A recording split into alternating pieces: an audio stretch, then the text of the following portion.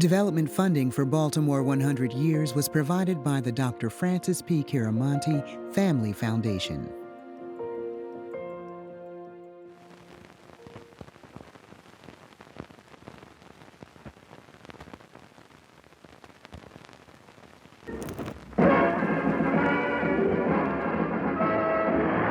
$58,000 fill Baltimore Memorial Stadium as the Rams come into town to meet the Colts, who have Johnny Unitas riding again after 3 weeks out with injuries.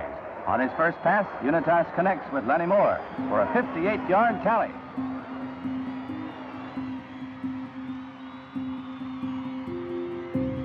Years ago, I did a book on the 58 Colts, who were in what was called the greatest game ever played. Two of the people I interviewed for that book, Lenny Moore and Artie Donovan, and we talked about race. And I will tell you a story that I'm not sure how many people know even now. I said to Lenny,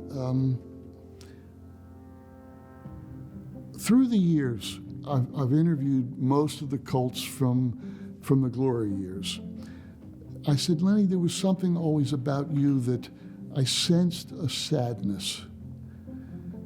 And he told me a story about the year after the summer after the 58 game, the sudden death game. And they brought the Colts and the New York Giants, who they had played in that championship game, down to Dallas for an exhibition game because Dallas was going to come into the league after that. And they wanted to showcase pro football in Dallas. And the Colts fly down, and the plane taxis in, and they're getting all the players off the team except the black players. And the white players all went to the Hilton Hotel, and the black players, Lenny Moore, Leonard Lyles, Big Daddy Lipscomb, Jim Parker, Milt Davis. It was only a handful of them, but they were taken to a dive. Lenny said they didn't even have a telephone in the room. And you know how insulting that was. He gets a call at the front desk, and it's a player from the Giants, Emlyn Tunnell. He says, they did the same thing to you guys, huh? They were also the black players from the Giants. Meet us, and half a dozen guys from the Giants, half a dozen guys from the Colts meet at this place. And they're all saying how furious they are. How dare they do this to us? And we won't go. We won't show up for the game tomorrow. And they're really angry. And finally, Emlyn Tunnell says, well, why don't we just show up just in time to start the game? But we won't get there early for the pomp and circumstance. Okay. They walk in just in time to get dressed and go onto the field. Dead silence in the Colts locker room.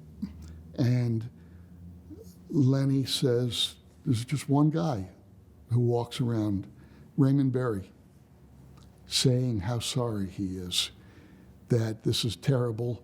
And Lenny says, I appreciated that. And they get out on the field, and Alan Amici comes over. How sorry. And that was it. Nobody ever said a word for years. Now it's years later, and they have a big Colts reunion, and hey, let's everybody get up and talk about the old days, what fun we had. This is years after this happened. And Lenny gets up and he says, I looked out at this room full of my old teammates, and he says, you guys are my brothers. We went through war together, but you don't know me, and I don't know you. You never had me into your home, never came to my home.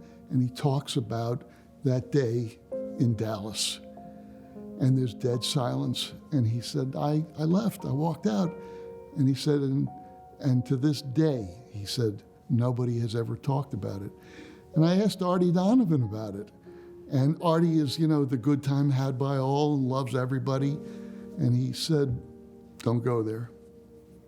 He said, I won't talk about it. He said, I can't talk about it. It was too painful. They were just a reflection of America at that time. They didn't know what to do with it. They were, pioneers in a way.